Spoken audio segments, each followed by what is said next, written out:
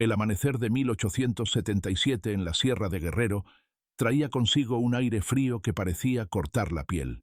La niebla se extendía como un velo sobre los sembradíos resecos, ocultando los caminos de tierra y los ranchos dispersos. Desde la distancia, las copas de los árboles se perfilaban como sombras inmóviles, mientras el canto de los gallos rompía el silencio espeso. Sin embargo, aquel paisaje bucólico escondía una verdad que los habitantes de los pueblos cercanos preferían no nombrar. Se decía que, en las tierras de don Evaristo Landa, el hacendado más temido de la región, los caminos no estaban señalados con mojones ni cruces, sino con cuerpos colgados en las cercas de su propiedad. Los rumores comenzaron como susurros en el mercado de Tixtla. Mujeres con rebozos cubriéndose el rostro murmuraban historias de jornaleros que nunca regresaban. «No hables de eso, niña», regañaban las ancianas a los más curiosos, pues bastaba pronunciar el nombre de Landa para atraer desgracia. Nadie sabía con certeza cuántos habían desaparecido, pero las cuentas de las viudas y huérfanos iban creciendo con el paso de los meses. Lo único cierto era que nadie osaba cruzar los límites de la finca sin permiso. El único camino que conducía a la hacienda estaba flanqueado por alambres de púas oxidadas. Allí, según algunos arrieros, colgaban figuras inmóviles que parecían espantapájaros. Uno de ellos, entrevistado décadas después, juró que no eran muñecos ni amenazas pintadas. Eran hombres, los cuerpos de los que se atrevieron a robar una gallina o a pedir salario justo. Su testimonio, recogido en 1923 por un periodista local, se convirtió en una pieza clave para reconstruir lo ocurrido. En ese tiempo, Guerrero era un mosaico de caciques. Las leyes del gobierno federal parecían lejanas e inútiles. Cada terrateniente dictaba su propio código. Landa, descendiente de una familia de comerciantes de armas, había consolidado su dominio gracias a la violencia. Compró tierras a precio de miseria y, según relatos, obligó a decenas de campesinos a trabajar bajo amenazas. Sus haciendas producían maíz, café y ganado, pero lo que realmente lo enriquecía era el control del paso comercial entre Acapulco y Chilpancingo. Para mantener ese dominio, sembraba el miedo. Un cuaderno hallado en 1905 por el párroco de Tixtla revela detalles perturbadores. Era el diario de un joven seminarista que había acompañado a su tío, un sacerdote, a confesar a los trabajadores de la hacienda. El camino estaba silencioso. Creímos que eran espantapájaros, pero al acercarnos vimos pies descalzos, manos atadas con mecate, ojos abiertos al cielo. No nos detuvimos. El tío rezaba en voz baja y me ordenó no volver a mirar. En la hacienda, los hombres no hablaban, solo trabajaban como sombras. Este fragmento, escrito con tinta ya desvanecida, coincidía con otros relatos que circulaban en cartas anónimas enviadas a periódicos de la Ciudad de México. Ninguno de esos medios se atrevió a publicar la historia completa, pues el nombre de Landa era sinónimo de represalias. Los archivos del Ayuntamiento de Tixtla guardan actas de defunción de campesinos que murieron por causas desconocidas. La repetición de esa frase en más de 20 documentos de 1876 y 1877 sugiere una práctica sistemática de encubrimiento. Algunos funcionarios municipales, interrogados años después, confesaron bajo anonimato que recibían bolsas con monedas de plata para sellar los expedientes. El precio del silencio era barato comparado con el riesgo de hablar. Lo más inquietante era la normalidad con la que los vecinos se acostumbraron a la violencia. Los niños crecían escuchando advertencias: no mires hacia la hacienda, no aceptes trabajo de Landa, no digas su nombre en voz alta. Las leyendas comenzaron a rodear al terrateniente, mezclando realidad y superstición. Se decía que había hecho un pacto con el diablo y que por eso sus tierras siempre estaban verdes, incluso en época de sequía. Otros afirmaban que los cuerpos colgados eran ofrendas a espíritus antiguos de la montaña. Un testimonio recogido en 1930 por el cronista Esteban Marquina relata cómo un grupo de comerciantes pasó una noche cerca de la hacienda. Dormimos lejos del camino, pero igual escuchamos, como si alguien llorara o rezara. Al amanecer vimos siluetas balanceándose en la neblina. Era como si el viento mismo se negara a soplar fuerte, por respeto. Ninguno quiso acercarse. Estos recuerdos transmitidos de generación en generación, convirtieron la finca de Landa en un lugar maldito. Las historias se propagaban como advertencias, manteniendo vivas las sombras de los que nunca volvieron. La simple idea de pasar cerca del portón de hierro oxidado bastaba para hacer que los viajeros cambiaran de ruta, incluso si eso significaba caminar días enteros por veredas peligrosas. Sin embargo, lo más escalofriante no eran los cuerpos ni las leyendas, sino la ausencia total de investigación. Los periódicos regionales, controlados por familias de hacendados, apenas mencionaban los rumores. La Guardia Rural, encargada de la seguridad en la región, parecía actuar como brazo armado del propio Landa. Los pocos intentos de denunciar lo que ocurría terminaban en desapariciones misteriosas o en incendios accidentales de las casas de los denunciantes. Nadie se atrevía a levantar la voz.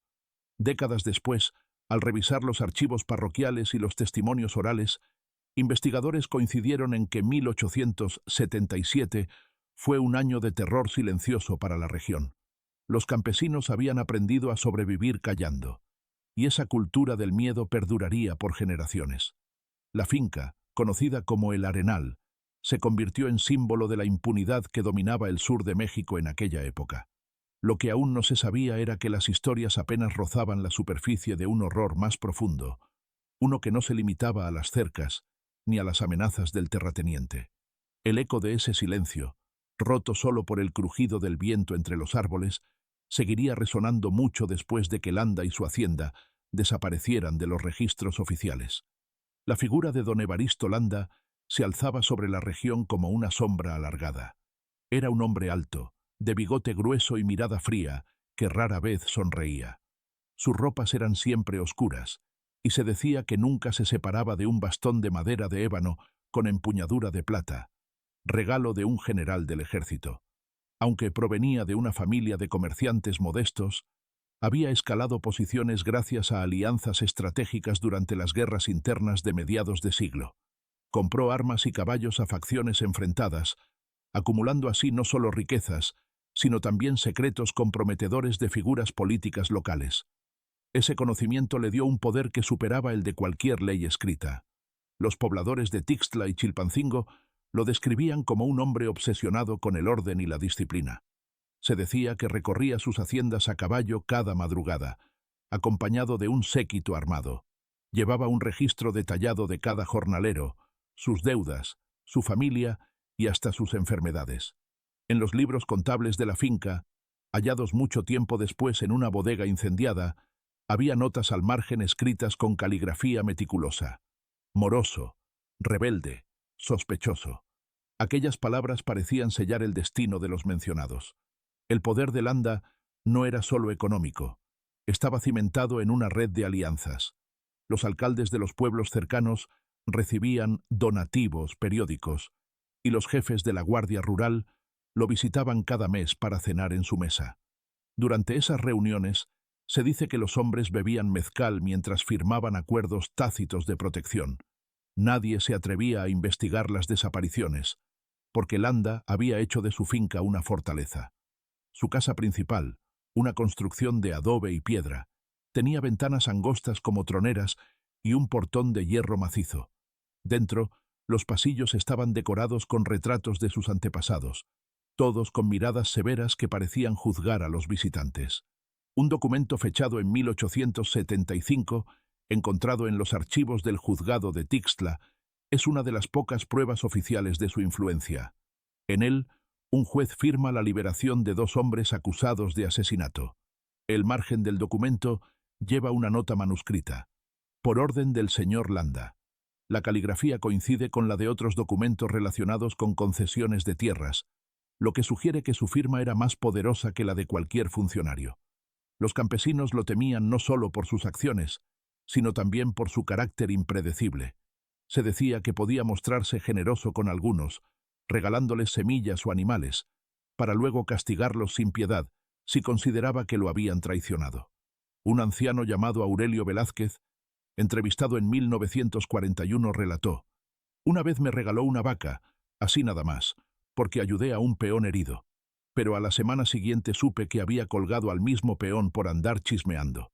Yo devolví la vaca de inmediato. Desde entonces nunca lo miré a los ojos. Ese miedo se reflejaba también en los trabajadores de la finca. Los jornaleros vivían en chozas alineadas cerca de los campos de maíz, bajo la vigilancia de capataces armados. Nadie podía salir sin permiso. Los caminos estaban custodiados por hombres leales al terrateniente. Algunos historiadores sostienen que el sistema implementado por Landa era una versión extrema de la tienda de raya, donde los campesinos compraban todo en la tienda del patrón y jamás lograban saldar sus deudas. Era un círculo vicioso que los ataba a la tierra y a su verdugo. En el corazón de la finca había una bodega que los trabajadores llamaban la pieza oscura. Se decía que allí llevaban a los hombres acusados de robo o de faltar al trabajo. Nadie que entraba en esa habitación volvía a salir vivo.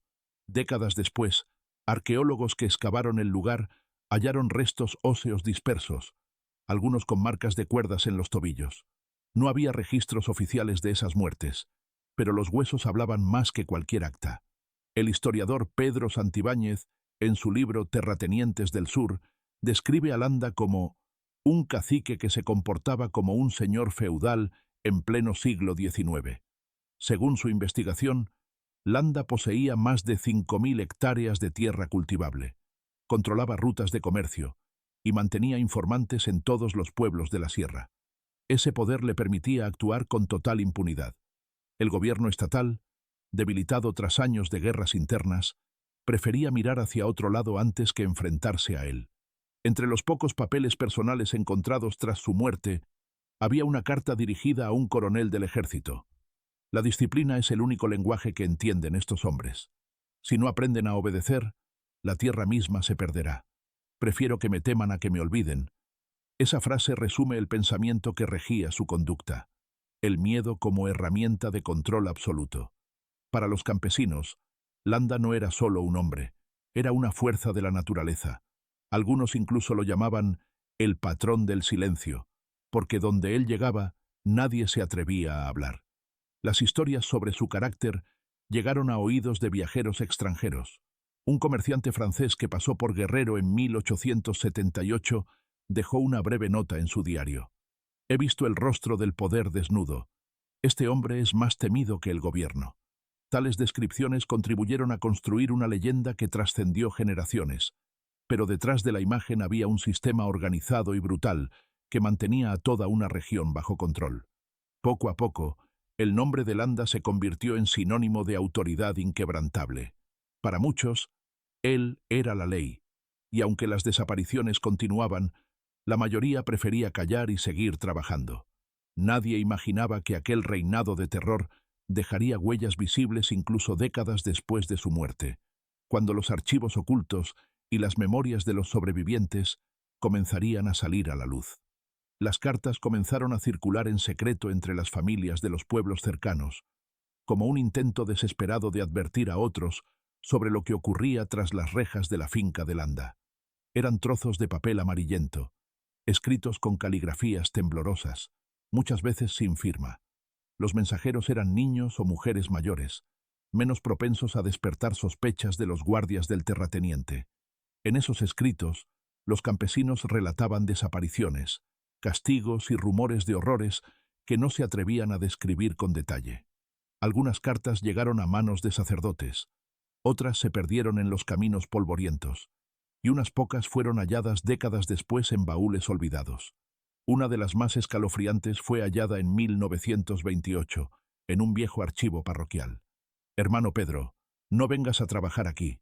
Ya colgaron a 2 de los hombres de San Miguel. Dicen que fue por robar, pero no es cierto. Uno solo pidió un día para ir a ver a su madre enferma. Hay gritos en la noche, y el patrón pasa lista con una lámpara en la mano. Si llegas tarde, te marca con su bastón. No lo olvides. No mires sus ojos. El estilo directo y desesperado de estas palabras reflejaba la angustia que embargaba a quienes vivían bajo el dominio del hacendado. Estas cartas, aunque breves, se convirtieron en testimonios históricos, piezas que narraban el clima de terror que las crónicas oficiales nunca registraron. El miedo también se expresaba en diarios personales.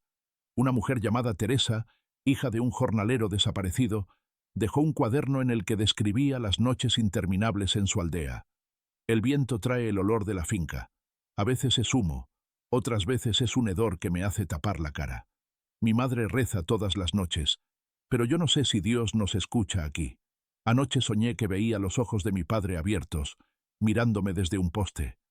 Este fragmento, escrito en 1878, revela cómo el terror se infiltraba incluso en los sueños de los campesinos. Teresa y su familia huyeron a un pueblo lejano, pero sus escritos quedaron como testimonio de una infancia marcada por la violencia. Los rumores sobre cuerpos colgados en las cercas no eran exageraciones. Un comerciante de Chilapa escribió en su diario que, al pasar por la finca, contó 7 figuras colgando, cada una con un cartel escrito a mano. «Ladrón». El comerciante no denunció el hallazgo. En su cuaderno, encontrado por sus nietos, anotó simplemente: «Me fui rápido. No quise mirarles la cara». En esa época, las cartas y diarios eran un acto de resistencia silenciosa. Muchos campesinos no sabían leer ni escribir, pero algunos pedían ayuda a sus hijos o vecinos alfabetizados para dejar constancia de los abusos. Pese a ello, pocas de estas denuncias llegaban a instancias oficiales. Los funcionarios municipales sabían que cualquier intento de investigación terminaba en amenazas o desapariciones. Era más seguro archivar los documentos sin sello y fingir que nunca habían pasado por sus manos. El miedo no solo afectaba a los campesinos. Incluso los capataces y guardias de la finca parecían atrapados en una red de control. Varios testimonios recogidos en 1952 narran que algunos vigilantes lloraban en silencio tras cumplir órdenes. «Éramos perros del patrón», confesó uno de ellos en una entrevista grabada, «pero sabíamos que si no obedecíamos, nosotros mismos acabaríamos en las cercas». Este hombre, conocido solo como Hilario, describió noches interminables de vigilancia en las que los guardias se turnaban para asegurarse de que nadie intentara escapar. La finca se convirtió en una prisión sin rejas, donde los mismos prisioneros mantenían el orden. Las cartas, con sus palabras breves y desesperadas, contrastaban con la frialdad de los pocos documentos oficiales existentes. Los archivos municipales, revisados un siglo después, muestran actas de defunción con causas vagas: fiebre, accidente, desconocido. Ninguna mención a ejecuciones ni a cuerpos colgados. Era evidente que la realidad había sido borrada deliberadamente. Los testimonios escritos eran el único reflejo de una verdad incómoda. En 1890, un periodista independiente, Jacobo Santín, recopiló varias de estas cartas y trató de publicar un reportaje en la Ciudad de México. Fue encontrado muerto días después en un barranco de la carretera a Iguala. Sus pertenencias habían desaparecido, incluyendo los documentos. Solo quedó un cuaderno donde había escrito una frase que parecía una advertencia: «Esta tierra está marcada con sangre». Su muerte fue atribuida a bandidos del camino, aunque la coincidencia nunca convenció a quienes conocían la historia de Landa. A pesar del silencio, las cartas sobrevivieron como semillas ocultas de memoria. Durante la Revolución Mexicana, algunos insurgentes encontraron baúles con estos escritos en casas abandonadas. Los utilizaron como propaganda contra los terratenientes, y así las historias de la finca El Arenal comenzaron a adquirir tintes legendarios. Sin embargo, el verdadero alcance de los crímenes permanecía oculto. Lo que se conocía eran fragmentos, un olor, un grito, una silueta colgando en la neblina. El clima de terror que reflejaban estos documentos no era solo físico, sino psicológico. Las familias aprendieron a callar, a bajar la mirada, a desconfiar de los forasteros. Generaciones enteras crecieron con el miedo tatuado en la memoria colectiva. Incluso quienes nunca habían visto los cuerpos colgados sentían su presencia, como si cada poste en el camino llevara una sombra invisible. Estas cartas y diarios, aunque dispersos y fragmentarios, permiten reconstruir una época de oscuridad en Guerrero. Son voces que se resistieron a ser borradas, ecos de una verdad que los poderosos intentaron silenciar. Y aunque Landa parecía intocable, estos escritos plantaron las primeras dudas. ¿Hasta dónde llegaba su poder? ¿Cuántas familias habían sido destruidas en nombre del orden y la disciplina? Preguntas que, décadas después, seguirían atormentando a los investigadores que se atrevieran a abrir los archivos olvidados. El primer registro oficial que hace referencia a los cadáveres en las cercas de la finca El Arenal Data de junio de 1877. Se trata de un informe redactado por el subprefecto de Tixtla, Donato Pineda, dirigido al gobernador interino del estado. El documento, encontrado en un archivo polvoriento del Palacio de Gobierno de Chilpancingo en 1936, estaba escrito con una caligrafía impecable que contrastaba con su contenido. Con el debido respeto informo a vuestra señoría que, en el camino que atraviesa la hacienda del señor E. Landa, se hallaron 2 cuerpos de varones adultos, ambos colgados de los cercos de púas. Los acompañaban letreros escritos a mano con la palabra ladrón. No se encontró identificación ni pertenencias de valor. Se ordenó dar sepultura inmediata para evitar el escándalo público. El informe concluía con una frase que parecía justificar la inacción. El señor Landa asegura que los ajusticiados fueron sorprendidos en flagrante delito. No había orden de investigación, ni nombres de testigos, ni intento alguno de verificar la versión del terrateniente. Ese patrón de encubrimiento se repetiría en los meses siguientes. Los documentos de la época revelan un sistema burocrático diseñado para legitimar la violencia. Las autoridades locales registraban las muertes como accidentes, robos frustrados o disputas entre campesinos. El sello del ayuntamiento servía como carta blanca para quienes controlaban la región. Los cuerpos colgados, que para los viajeros eran señales de terror, para los burócratas no eran más que incidentes. El hallazgo de estos informes décadas después fue una revelación para los historiadores. En 1948, un equipo de investigadores liderado por la periodista Elena Cárdenas viajó a Tixtla y revisó archivos parroquiales y municipales.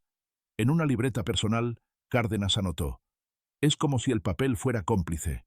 Cada hoja sellada es una tumba sin nombre». Sus investigaciones confirmaron que la violencia de Landa no era un rumor exagerado, sino una práctica tolerada por las autoridades. En uno de los expedientes de 1877 aparece el testimonio de un vaquero anónimo, que declaró haber visto a 2 hombres colgar de los cercos. Su declaración, sin embargo, está llena de tachaduras. Yo pasaba por el camino y vi que el patrón estaba allí, con su gente. No supe qué hacer. Tenían rifles. No era mi asunto. Este testimonio fue archivado sin consecuencias. Lo que llama la atención es que el documento lleva una nota escrita a mano en el margen: «Cuidado con este hombre». No se sabe si la advertencia se refería al testigo o al propio Landa, pero el caso fue cerrado. El sistema de control de Landa era tan eficaz que incluso los forasteros aprendían a no preguntar. Los comerciantes que viajaban de Acapulco a la capital estatal sabían que debían pagar derecho de paso. Ese dinero, supuestamente destinado a la seguridad, era en realidad un tributo al terrateniente. En los registros contables de su finca, hallados tras el incendio de 1901, aparecen columnas enteras dedicadas a estas cuotas. Peaje. Estaba escrito en la parte superior de las páginas. No había distinción entre autoridad pública y poder privado. Eran lo mismo. Los informes de junio y julio de 1877 coinciden en describir cuerpos sin identificar, siempre acompañados de carteles acusatorios. Esa práctica tenía un doble propósito: infundir miedo y evitar reclamos. Sin identidad oficial, los muertos no existían en el registro legal. Sus familias, conscientes de las represalias, rara vez se atrevían a reclamar los restos. Los cementerios de los pueblos cercanos comenzaron a llenarse de tumbas sin nombre, muchas de ellas excavadas apresuradamente por los mismos guardias de la finca. El padre Ignacio Rivera, párroco de Tixtla durante esa época, dejó una carta dirigida al obispo en la que describía la situación con crudeza. «No hay confesiones para esos hombres, ni entierros cristianos. Los entierran como perros, sin oración ni cruz. Si insisto en darles sepultura digna, temo que pronto yo mismo apareceré colgado». La carta nunca fue respondida, y el sacerdote fue transferido meses después a una parroquia remota. Su testimonio, sin embargo, fue rescatado en los años 30, cuando un sobrino lo entregó a un periodista que investigaba los crímenes de Landa. La falta de acción de las autoridades alimentó el mito de la invencibilidad del terrateniente. Para los campesinos, el hecho de que incluso los jueces y sacerdotes callaran confirmaba que estaban solos. El silencio se convirtió en ley no escrita. Los rumores de los cuerpos colgados se mezclaron con leyendas. Algunos decían que las almas de los muertos rondaban los caminos, protegiendo a quienes respetaban sus tumbas anónimas. Otros creían que los fantasmas servían al propio Landa, como guardianes invisibles de sus tierras. Décadas después, cuando los restos de algunos de esos cuerpos fueron desenterrados, los antropólogos forenses notaron signos de tortura previa a la ejecución. Fracturas, marcas de látigo, huesos desgastados por cadenas. Esas evidencias confirmaban lo que las cartas y testimonios insinuaban. Las muertes no eran castigos improvisados, sino parte de un sistema calculado de terror. El hallazgo de esos primeros documentos oficiales marcó un antes y un después en la investigación histórica. A partir de allí, los académicos pudieron conectar los rumores con pruebas concretas. El nombre de Landa comenzó a aparecer en artículos académicos, siempre acompañado de palabras como impunidad y feudalismo. Sin embargo, a pesar de estas revelaciones, una gran parte de los archivos seguía desaparecida o destruida, lo que sugería un esfuerzo deliberado por borrar el pasado. En los pueblos de Guerrero, el recuerdo de los cuerpos colgados aún persistía como advertencia. Algunos ancianos, entrevistados en la década de 1970, decían que nunca volvieron a caminar por los antiguos caminos de la finca. Allí sopla un viento frío, afirmaban. El terror de 1877 había dejado cicatrices no solo en la tierra, sino en la memoria colectiva. Y aunque la historia parecía olvidada en los libros oficiales, los relatos de los sobrevivientes mantenían viva la sombra del primer hallazgo documentado. La desaparición de Jacinto Martínez marcó un punto de quiebre en el silencio que rodeaba a la finca El Arenal. Jacinto era un joven jornalero de apenas 20 años, hijo único de una viuda llamada Eulalia. Había comenzado a trabajar para don Evaristo Landa en 1876, cuando la familia se quedó sin tierras tras una sequía devastadora. A pesar de su juventud, era conocido por su carácter franco y su habilidad con los caballos. Sin embargo, ese temperamento lo convertiría en objetivo. Según los relatos de los vecinos, Jacinto se atrevió a exigir el pago de 3 semanas de salario atrasado. Fue un acto temerario en una época en la que pedir cuentas al patrón era visto como una provocación. Un capataz lo acusó de insubordinación, y esa misma noche Jacinto no regresó a casa. Su madre, desesperada, recorrió los pueblos cercanos en busca de noticias, pero todos guardaban silencio. Eulalia, sin embargo, se negó a rendirse. El único registro oficial de su desaparición es una nota breve en el libro de actas de Tixtla. Martínez Jacinto, jornalero, ausente desde el 14 de agosto de 1877. Causa desconocida. Ese documento, fechado con letra fría y sin firma legible, era poco más que una formalidad. Para la familia, fue una condena a la incertidumbre. Nadie ofreció ayuda, ni siquiera el párroco local, que temía represalias si se involucraba. Eulalia, analfabeta pero decidida, pidió ayuda a una maestra del pueblo para escribir una carta que enviaría a Chilpancingo. Mi hijo no es ladrón ni borracho, solo pidió lo que le debían. Les ruego que lo busquen. Si está muerto, que me dejen traerlo a casa. No me dejen sola. La carta nunca recibió respuesta.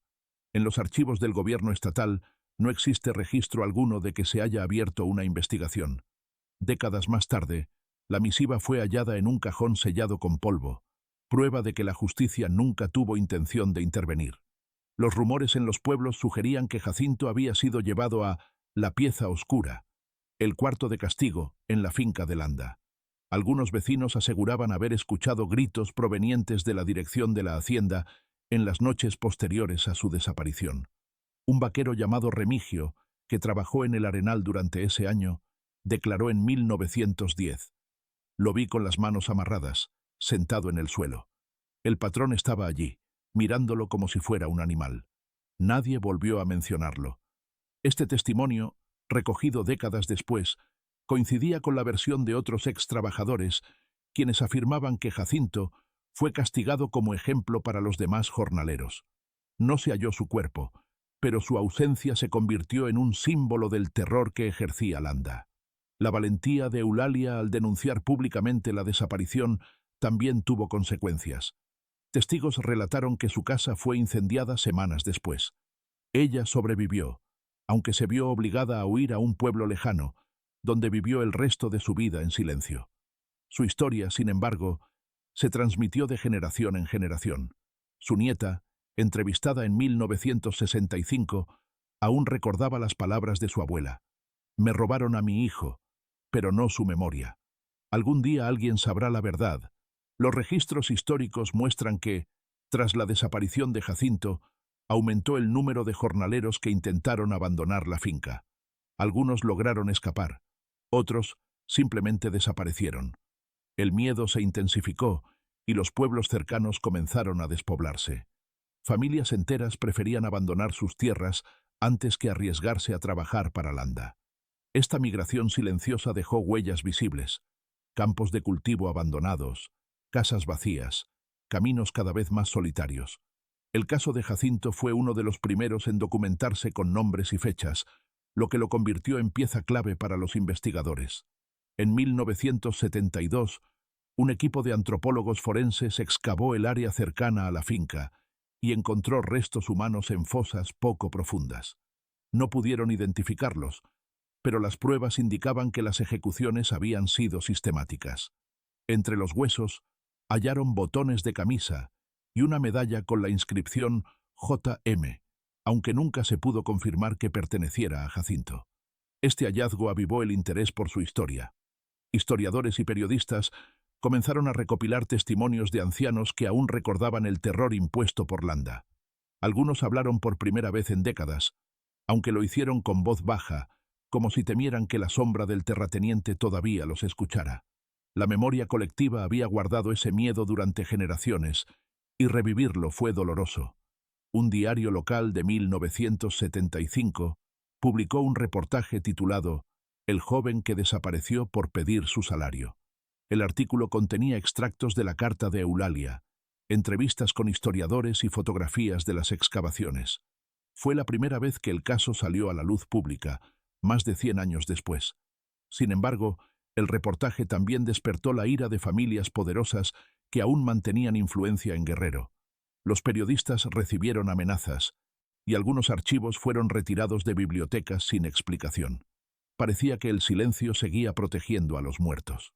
Para los habitantes de los pueblos cercanos, la historia de Jacinto se convirtió en leyenda. Se decía que su espíritu rondaba el camino hacia la hacienda, advirtiendo a quienes se acercaban demasiado. Los viajeros nocturnos afirmaban escuchar pasos detrás de ellos, aunque al voltear no veían a nadie. Otros aseguraban haber visto una figura joven con sombrero de paja, siempre en silencio, siempre mirando hacia la finca. La desaparición de Jacinto no solo reveló la brutalidad del sistema de Landa, sino también el grado de complicidad de las autoridades. Su caso es un recordatorio de cómo el miedo puede moldear una región entera, borrando nombres y rostros hasta convertirlos en sombras. Sin embargo, su historia también es un acto de resistencia. Gracias a la obstinación de una madre analfabeta y a los fragmentos de memoria que sobrevivieron, hoy su nombre sigue vivo, como un eco de las injusticias que nunca se juzgaron. Los testimonios de los sobrevivientes comenzaron a emerger lentamente, como piezas dispersas de un rompecabezas que nadie había querido armar. Durante décadas, hablar de la finca El Arenal era arriesgarse a desaparecer. Sin embargo, a mediados del siglo XX, cuando muchos de los protagonistas ya habían muerto y la región había cambiado de manos, algunos ancianos rompieron el silencio. Sus relatos eran fragmentarios, llenos de pausas largas y miradas evasivas, como si cada palabra despertara fantasmas. Uno de los testimonios más detallados fue el de Francisco Rojas, un antiguo capataz que en 1957 aceptó ser entrevistado por un historiador universitario.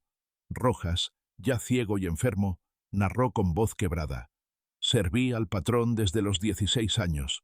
Nunca dudé de su palabra, porque si lo hacías, no vivías mucho. Había una lista que él guardaba en su escritorio. Allí escribía nombres, no sé por qué.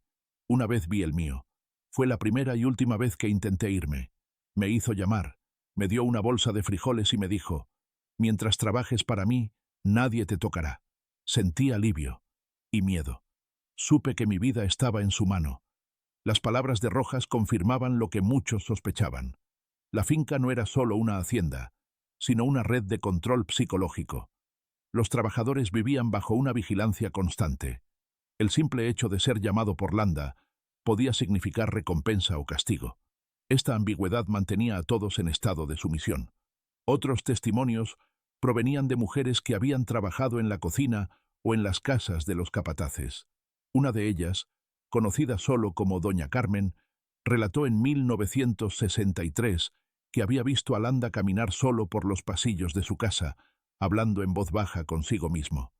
Decía que llevaba siempre un rosario, pero nunca lo usaba para rezar. Era como si contara algo con las cuentas, algo que no eran oraciones, afirmó. Sus palabras añadían un matiz inquietante.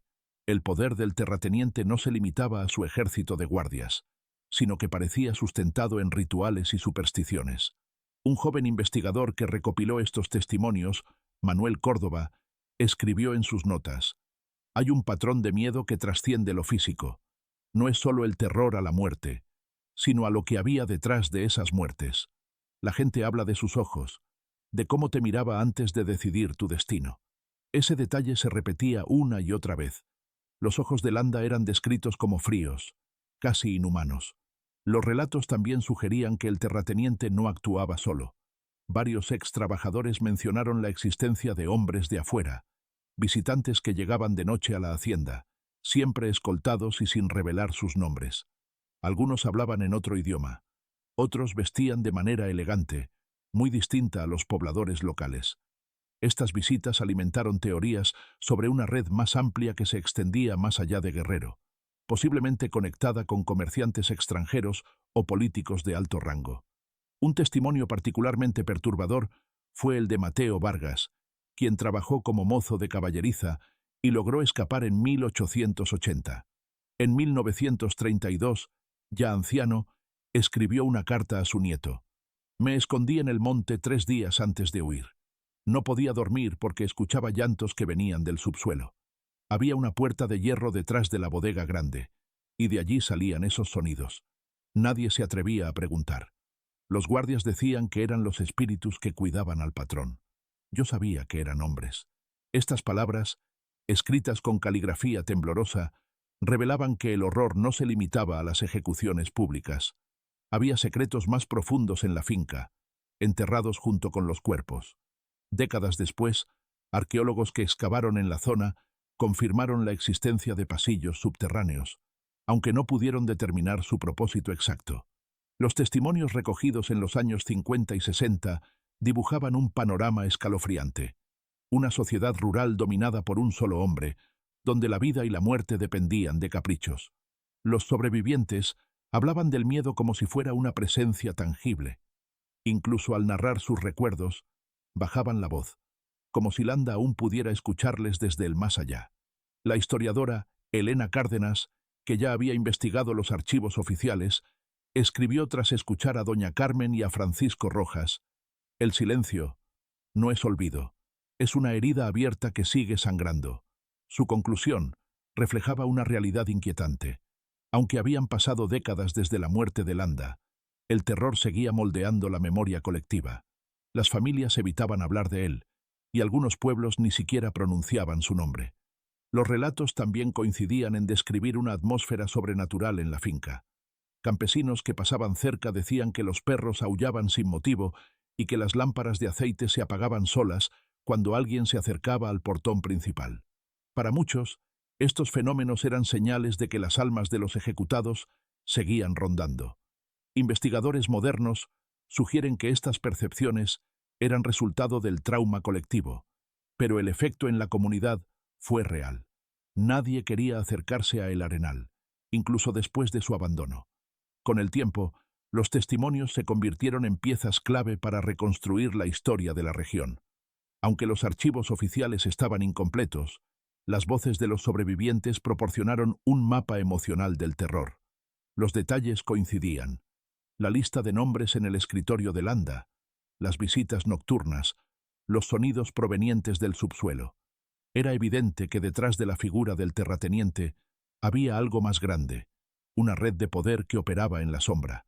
Estos relatos comenzaron a despertar el interés de académicos y periodistas, quienes veían en la finca un microcosmos de la violencia estructural del México rural del siglo XIX. Sin embargo, también atrajeron amenazas. En 1968, el investigador Córdoba fue hallado muerto en circunstancias extrañas. Su cuaderno desapareció, y los testimonios que había recopilado se dispersaron. Aún así, su trabajo ayudó a que nuevas generaciones retomaran la investigación, convencidas de que la historia de El Arenal no podía seguir oculta. Los sobrevivientes, en sus últimos años, parecían más dispuestos a hablar. Algunos confesaban sus secretos como una forma de liberación. Otros murieron sin revelar nada, llevándose consigo piezas del rompecabezas. Lo que quedó fue una red de historias entrelazadas, suficientes para pintar el retrato de una época dominada por el miedo y el silencio. Y aunque muchos creían que todo había quedado en el pasado, las pistas que emergían de estos testimonios apuntaban a que el horror de la finca no era solo historia. Había raíces profundas que seguían vivas, ocultas en la tierra y en los nombres que aún nadie se atrevía a pronunciar. La existencia de túneles y símbolos en la finca, El Arenal, permaneció como rumor durante casi un siglo. Las primeras menciones aparecieron en relatos orales de antiguos trabajadores, quienes hablaban de puertas ocultas detrás de bodegas y paredes dobles en la casa principal. Sin embargo, no fue hasta 1954, cuando un anciano llamado Tomás Aguirre decidió contar su historia, que estos rumores comenzaron a adquirir peso. Aguirre había sido sirviente personal de Landa y aseguraba conocer secretos que nadie más se había atrevido a revelar. Había una puerta de hierro, escondida detrás de unos barriles, relató en una entrevista grabada. Conducía a un pasillo angosto que bajaba hacia el subsuelo. Allí no entrábamos los peones, solo el patrón y los hombres que venían de fuera. Siempre olía a humedad y a cera. Sus palabras coincidían con el testimonio de Mateo Vargas, quien décadas antes había hablado de llantos subterráneos. Lo que antes parecía superstición empezaba a tomar forma de evidencia histórica. La finca, construida con gruesos muros de adobe y piedra, estaba diseñada más como fortaleza que como hacienda. Los planos originales, encontrados en el archivo estatal, mostraban habitaciones amplias para almacenar grano y armerías. Pero en los documentos había espacios sin nombre, pasillos sin destino aparente y muros más gruesos de lo habitual. Los arquitectos que estudiaron los planos concluyeron que eran anomalías que probablemente ocultaban estructuras secretas. Los símbolos tallados en madera fueron otro hallazgo inquietante. Aguirre relató que en el despacho de Landa había un escritorio de cedro decorado con figuras geométricas. No eran adornos comunes, dijo. Parecían dibujos de una lengua antigua. El patrón los miraba mientras escribía en sus cuadernos. Cuando los investigadores lograron encontrar fragmentos de aquel escritorio en ruinas, descubrieron inscripciones con formas espirales y triángulos entrelazados. Algunos antropólogos afirmaron que no correspondían a ningún estilo indígena conocido, mientras que otros sugirieron influencia de símbolos europeos ocultistas. El misterio de los túneles creció cuando en 1970 un grupo de estudiantes universitarios visitó las ruinas de la finca. Uno de ellos, Roberto Serrano, cayó accidentalmente en una abertura cubierta de maleza. La caída lo llevó a un corredor oscuro, con paredes de piedra y restos de velas. Era como una cripta, escribió después en su diario. Había estantes vacíos y marcas negras en el techo, como de humo. El aire estaba frío, inmóvil. Su descubrimiento fue reportado a las autoridades locales, pero el área fue clausurada poco después sin explicación. Las excavaciones oficiales comenzaron en 1973, lideradas por un equipo de arqueólogos e historiadores. Encontraron al menos 3 túneles interconectados, algunos de más de 20 metros de longitud, que conducían a habitaciones pequeñas. En las paredes había símbolos tallados y restos de objetos antiguos, botellas de vidrio, lámparas de aceite, sogas deshilachadas. Una de las cámaras contenía huesos humanos dispersos, lo que confirmó que estos espacios habían sido utilizados para más que almacenamiento. Elena Cárdenas, quien supervisó parte de estas excavaciones, escribió en sus notas: El Arenal no era solo una hacienda, sino una prisión clandestina. Los túneles funcionaban como rutas secretas para mover prisioneros y esconder cuerpos. El silencio de la tierra encubrió estos crímenes por generaciones. Sus conclusiones nunca fueron publicadas oficialmente debido a presiones políticas, pero sus manuscritos circularon entre investigadores, alimentando el mito de la finca. Los símbolos hallados en las paredes se convirtieron en objeto de especulación. Algunos los relacionaban con prácticas masónicas, otros con ritos prehispánicos. Los ancianos de la región afirmaban que Landa había contratado a extranjeros para construir esos pasillos, hombres que no hablaban español y que trabajaban de noche. Nadie sabía con certeza quiénes eran ni qué motivaciones tenían. Lo único evidente era que los túneles habían sido diseñados con precisión y discreción, como si la finca hubiera sido concebida desde el inicio como un lugar de secretos. El hallazgo más perturbador ocurrió en una cámara sellada, encontrada en 1974. Dentro había una mesa de madera cubierta por marcas de cuchillo, y en el suelo, un círculo dibujado con carbón. En una esquina, apoyada contra la pared, había una cruz invertida hecha de hierro. Las autoridades locales intentaron minimizar estos hallazgos, alegando que eran restos de supersticiones rurales. Sin embargo, los investigadores sabían que aquello revelaba un aspecto más oscuro del poder de Landa. Su dominio no era solo económico o militar, sino también simbólico. Había construido una atmósfera de terror basada en imágenes y rituales. Los relatos de los ancianos cobraron nuevo sentido. Muchos hablaban de noches en las que se escuchaban cánticos apagados provenientes de la hacienda.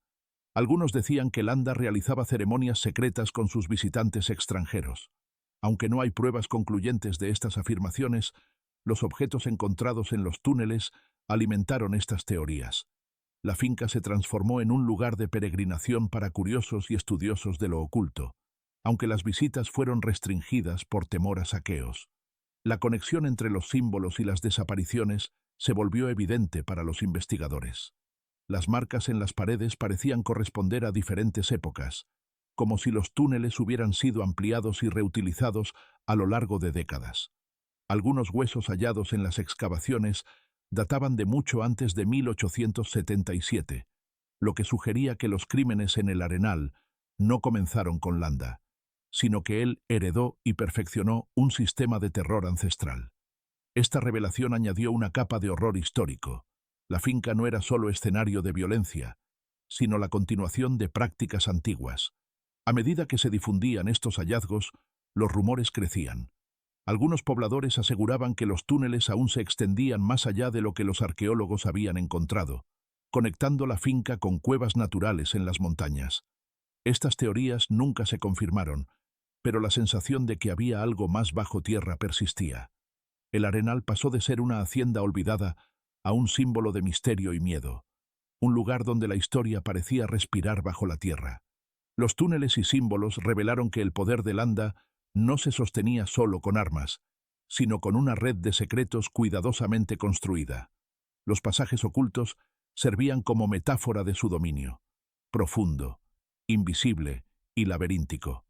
Y aunque gran parte de la finca se encontraba en ruinas, los investigadores sabían que aún quedaban puertas por abrir, habitaciones selladas que podían contener respuestas o más preguntas.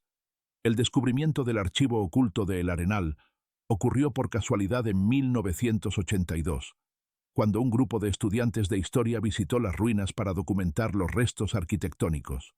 Uno de ellos, explorando una de las bodegas derruidas, halló una trampilla cubierta de tierra y escombros. Bajo ella había una escalera de madera carcomida que descendía a una habitación cerrada por una puerta metálica oxidada. Con ayuda de linternas, lograron abrirla y encontraron lo que parecía una oficina secreta. Estantes repletos de cajas de madera, documentos envueltos en tela encerada y mapas enrollados. La escena estaba cubierta por una gruesa capa de polvo, como si nadie hubiera entrado allí en más de un siglo. Entre los papeles había cuadernos de contabilidad, cartas sin enviar y planos de la finca con marcas misteriosas. Los estudiantes notificaron a la universidad, que a su vez contactó a las autoridades culturales. Sin embargo, la intervención oficial tardó meses, lo que permitió que algunos investigadores independientes accedieran al lugar y copiaran parte de los documentos antes de que fueran trasladados a un archivo estatal. Gracias a esos esfuerzos clandestinos, una porción significativa de la historia de Landa y sus redes salió a la luz. Los cuadernos más reveladores estaban escritos con la caligrafía meticulosa del propio Landa. No eran simples libros de cuentas. Contenían listas de nombres con anotaciones en clave. Algunos nombres estaban marcados con una cruz negra, otros con una espiral. Los investigadores dedujeron que se trataba de registros de trabajadores y posibles objetivos. Entre ellos había campesinos locales, comerciantes de otros estados e incluso funcionarios públicos. La existencia de esos documentos confirmaba que la finca funcionaba como centro de operaciones para una red de control que se extendía mucho más allá de Guerrero. Los mapas hallados eran igual de inquietantes. Mostraban rutas comerciales, propiedades rurales y conexiones con otras haciendas de la región. Algunas fincas estaban señaladas con símbolos similares a los encontrados en los túneles.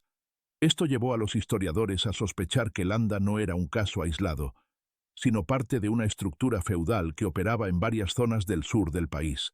Las marcas en los mapas parecían indicar lugares donde se realizaban intercambios secretos o donde había escondites similares a los de El Arenal. Un investigador llamado Emilio Zárate fue uno de los primeros en estudiar los documentos antes de que fueran trasladados. En una entrevista de 1985, afirmó: «El archivo es más que evidencia histórica, es una red completa de poder. Landa no actuaba solo, tenía socios. Este sistema estaba organizado y protegido desde niveles muy altos». Poco después de hacer estas declaraciones, Zárate recibió amenazas anónimas y abandonó el proyecto. Su retiro reforzó la idea de que las conexiones de Landa habían sobrevivido a su muerte. Las cartas encontradas en el archivo aportaban otro ángulo a la historia. Muchas estaban dirigidas a personajes influyentes de la época: generales, jueces, comerciantes extranjeros. El tono de las misivas variaba entre el respeto y la complicidad. En una de ellas, Landa escribía a un empresario español: «Nuestros acuerdos siguen firmes. El flujo de mercancías está asegurado. Si algunos hombres deben desaparecer para mantener el orden, así será». El cinismo con el que hablaba de la violencia mostraba hasta qué punto consideraba sus acciones parte de una administración legítima.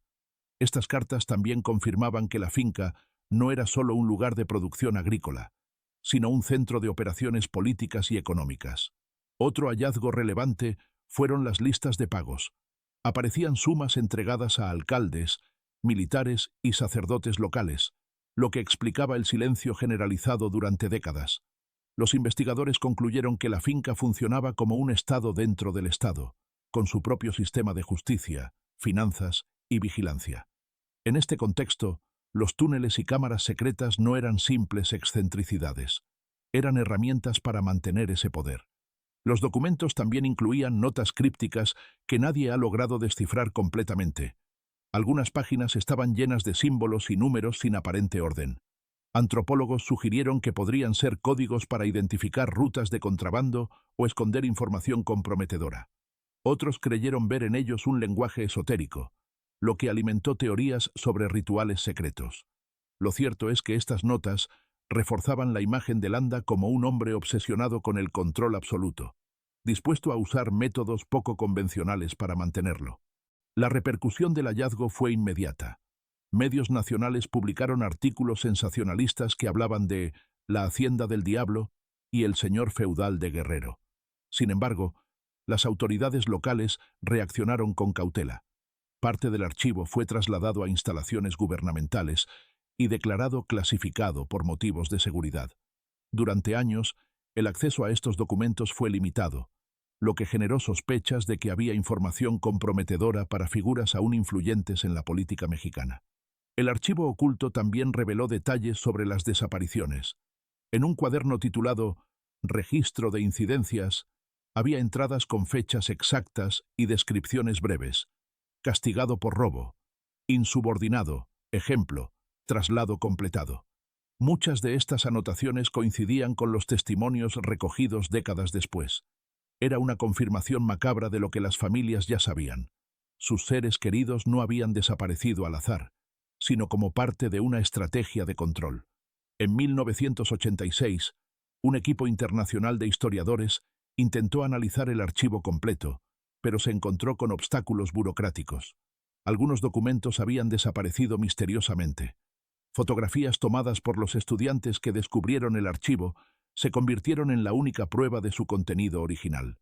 El misterio sobre qué información fue retirada alimentó aún más el mito de El Arenal, convirtiéndolo en símbolo de secretos que el poder se empeñaba en ocultar. Para los habitantes de Guerrero, este hallazgo confirmó lo que sus abuelos siempre habían contado, que el miedo que dominó la región no era fruto de supersticiones, sino de una organización cuidadosamente planeada. Los mapas, cartas y listas demostraban que la finca había sido el epicentro de una red que operó durante décadas. Sin embargo, también dejó claro que muchas piezas del rompecabezas seguían desaparecidas. Lo que estaba en los documentos era solo una parte de la verdad. Lo demás, quizá, se perdió para siempre en las llamas del incendio que años más tarde reduciría la finca a ruinas. La noche del incendio de El Arenal quedó grabada en la memoria de la región como un acontecimiento casi mítico. Fue en mayo de 1901, muchos años después de la muerte de don Evaristo Landa, cuando la finca ya había pasado a manos de sus herederos. A pesar de que la familia Landa mantenía el control de las tierras, el poder absoluto del patriarca se había desvanecido con su muerte. La hacienda estaba medio abandonada, con campos improductivos y edificios en decadencia. Aún así, su sola presencia seguía inspirando temor. Por eso, cuando una columna de humo negro comenzó a ascender desde sus ruinas aquella noche, nadie se atrevió a acercarse. Los relatos sobre el origen del fuego son contradictorios. Algunos vecinos afirmaron haber visto antorchas moviéndose cerca de los corrales, como si un grupo de hombres hubiese prendido fuego de manera deliberada. Otros aseguraron que el incendio comenzó en el ala norte de la casa principal, donde se encontraba el despacho de Landa. Testigos que vivían a varios kilómetros dijeron que escucharon detonaciones, quizás por el estallido de municiones almacenadas en el lugar. Lo cierto es que, en cuestión de horas, las llamas consumieron gran parte de la hacienda. El único documento oficial sobre el siniestro es un breve reporte del jefe de policía local. La finca. El Arenal sufrió incendio total. Se desconoce la causa. No hubo pérdidas humanas. Se procedió a asegurar el perímetro y sofocar las llamas. Ese informe, frío y lacónico, contrasta con las versiones populares que circulaban en los pueblos. Había quienes creían que el incendio fue un acto de venganza de antiguos trabajadores, hijos y nietos, de los que habían sufrido bajo el mando de Landa. Otros sostenían que fue la propia familia quien ordenó quemar la finca para destruir documentos comprometedores, incluidos los que después se encontrarían en el archivo secreto. Incluso se llegó a hablar de intervención militar. Algunos lugareños recordaban haber visto hombres uniformados vigilando el área en los días posteriores. Entre los objetos rescatados de las cenizas, había fragmentos de muebles calcinados, piezas de cerámica y partes de la biblioteca de Landa. Varias páginas chamuscadas, que luego serían analizadas por historiadores, mostraban anotaciones y símbolos similares a los hallados en los túneles. Esto reforzó la teoría de que el incendio no había sido un accidente. Parecía más bien un intento de borrar cualquier rastro del pasado oscuro de la finca. El fuego también destruyó gran parte de los túneles subterráneos. Las excavaciones posteriores encontraron secciones colapsadas y techos ennegrecidos. A pesar de ello, los arqueólogos lograron rescatar algunos objetos escondidos en recovecos sellados, incluyendo lámparas de aceite, restos humanos y herramientas oxidadas. La escena era desoladora. Los pasillos que antes servían para esconder secretos, ahora eran tumbas de piedra ennegrecida. La historiadora Elena Cárdenas, quien investigó la finca décadas después, escribió: «El incendio no fue el final, sino la confirmación de que había algo que debía permanecer oculto. Alguien tomó una decisión consciente de borrar la evidencia». Su interpretación se basaba en entrevistas con ancianos que recordaban el miedo que siguió al incendio. Durante semanas, la zona estuvo bajo vigilancia. Los habitantes de los pueblos cercanos recibieron advertencias de no acercarse a las ruinas ni recoger objetos de ellas. Los rumores sobre lo ocurrido aquella noche se convirtieron en historias transmitidas de generación en generación. Algunos hablaban de figuras encapuchadas vistas huyendo por el monte, otros decían que las llamas no parecían naturales, que ardían con un brillo extraño y que no producían tanto humo como deberían. Supersticiones locales afirmaban que el fuego había sido invocado mediante rituales, para sellar algo en el interior de la tierra. Estas versiones, aunque imposibles de comprobar, contribuyeron a la leyenda negra de El Arenal. En 1920, un periodista de Chilpancingo visitó el sitio y publicó un reportaje titulado La finca maldita. En su artículo describía la sensación de caminar entre los restos carbonizados. Hay un silencio pesado, como si el aire mismo llevara ceniza.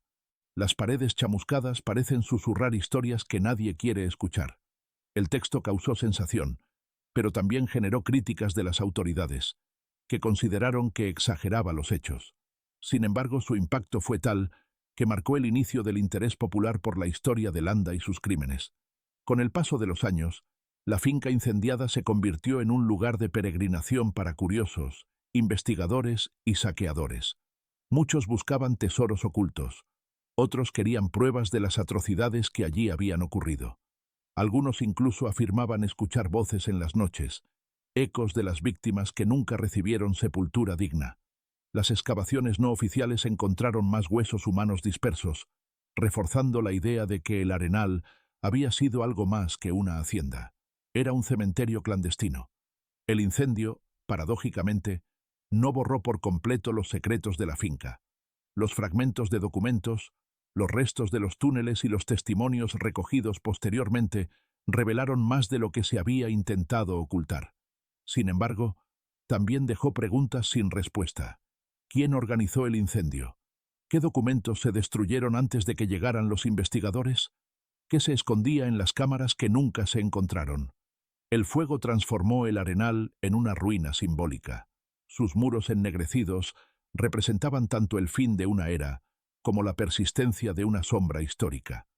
Para los habitantes de Guerrero, el incendio no significó justicia ni cierre, sino un recordatorio de que el poder puede borrar sus huellas, aunque nunca del todo. Cada ceniza que voló con el viento aquella noche parecía llevar consigo un pedazo de verdad, dispersándola para siempre. Y así, las ruinas de El Arenal se convirtieron en un monumento al silencio, visible, imponente, pero lleno de secretos que ardieron sin consumirse. Décadas después del incendio, cuando los herederos de la familia Landa habían vendido gran parte de las tierras y el nombre de El Arenal era apenas un susurro entre los ancianos, un equipo de investigadores universitarios decidió volver a las ruinas. Corría el año 1979, y el país atravesaba una ola de interés por rescatar su historia olvidada. Lo que comenzó como un proyecto académico terminó convirtiéndose en una investigación forense que reavivó viejos temores.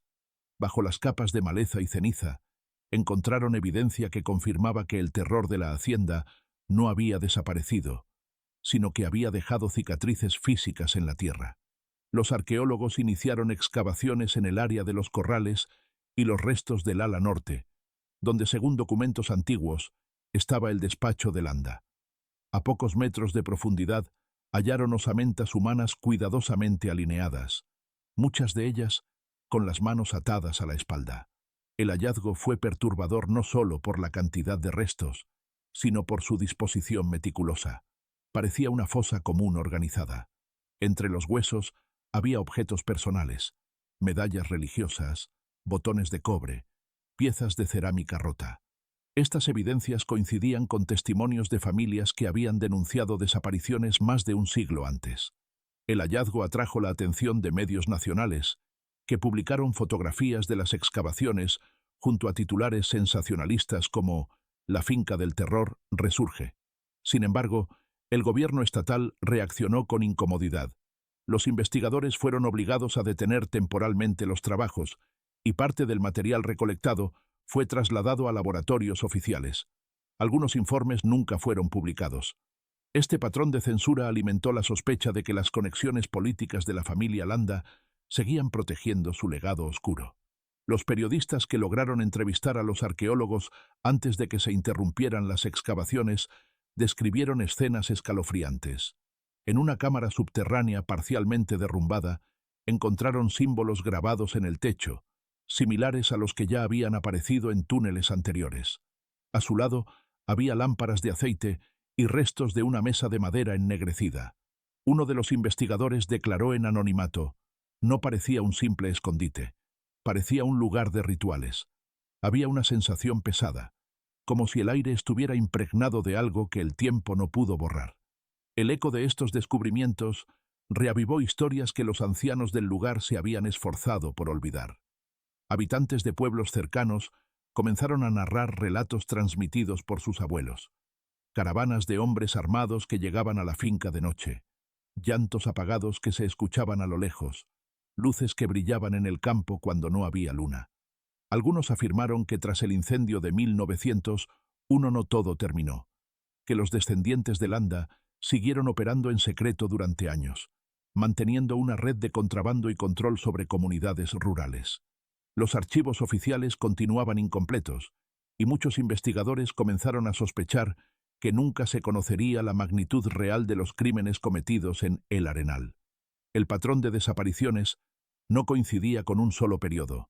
Había evidencias de ejecuciones anteriores a Landa, así como testimonios que señalaban que, incluso tras su muerte, la finca seguía siendo usada como centro de poder. Este descubrimiento cuestionaba la narrativa de que el incendio había borrado todo. La sombra de Landa parecía proyectarse a través de generaciones, como si la finca fuera solo una pieza de una maquinaria más grande.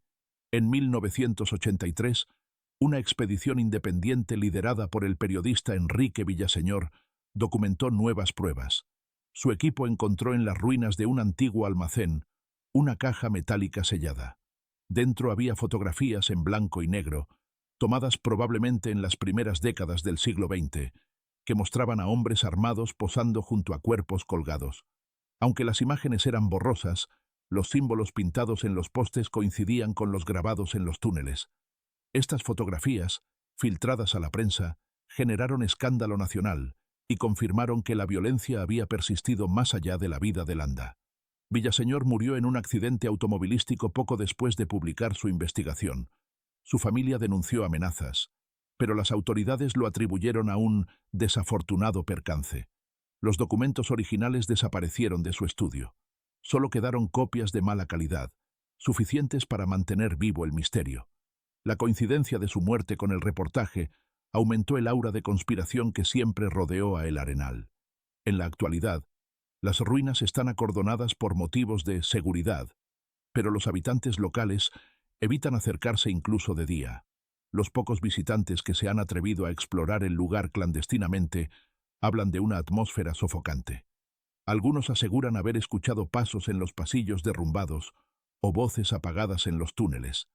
Para muchos, esas experiencias son resultado de la sugestión, pero otros creen que las almas de las víctimas siguen atrapadas allí. La finca es ahora una cicatriz física de la historia, un recordatorio tangible de los abusos cometidos en nombre del poder. El caso de El Arenal ha inspirado libros, documentales y teorías que mezclan hechos con leyenda. Investigadores contemporáneos coinciden en que su historia representa una síntesis del México rural del siglo XIX. Un país fragmentado, dominado por caciques, donde la ley escrita tenía menos fuerza que la voluntad de los poderosos. Sin embargo, lo que hace única esta historia no es solo la brutalidad de Landa, sino la persistencia del miedo. Incluso hoy, más de un siglo después, su nombre sigue siendo pronunciado en voz baja. Los archivos incompletos, las fotografías desaparecidas y las muertes misteriosas de quienes intentaron investigar demuestran que la verdad completa aún está fuera de alcance. Algunos académicos sugieren que hay propiedades vecinas que podrían haber heredado documentos y secretos. Otros creen que parte de la red que Landa creó sigue operando, disfrazada bajo otras estructuras de poder. Esta posibilidad convierte la finca en algo más que un sitio arqueológico. Es una advertencia viva sobre lo difícil que es erradicar un sistema cimentado en el miedo. Así, la historia de El Arenal permanece abierta, como un expediente sin cerrar. Sus túneles colapsados son metáfora de los laberintos de la memoria, donde cada descubrimiento revela más preguntas que respuestas. Las ruinas ennegrecidas por el fuego, las fosas comunes y los símbolos sin descifrar son piezas de un rompecabezas que tal vez nunca se complete. Quienes visitan el lugar hoy aseguran que el silencio allí es distinto, más pesado, como si la tierra misma custodiara secretos que aún no deben salir a la luz. Y quizás sea así. Tal vez las sombras que habitan en el arenal sigan observando, esperando el momento en que alguien se atreva a desenterrar la verdad completa, sabiendo que esa verdad todavía tiene el poder de matar.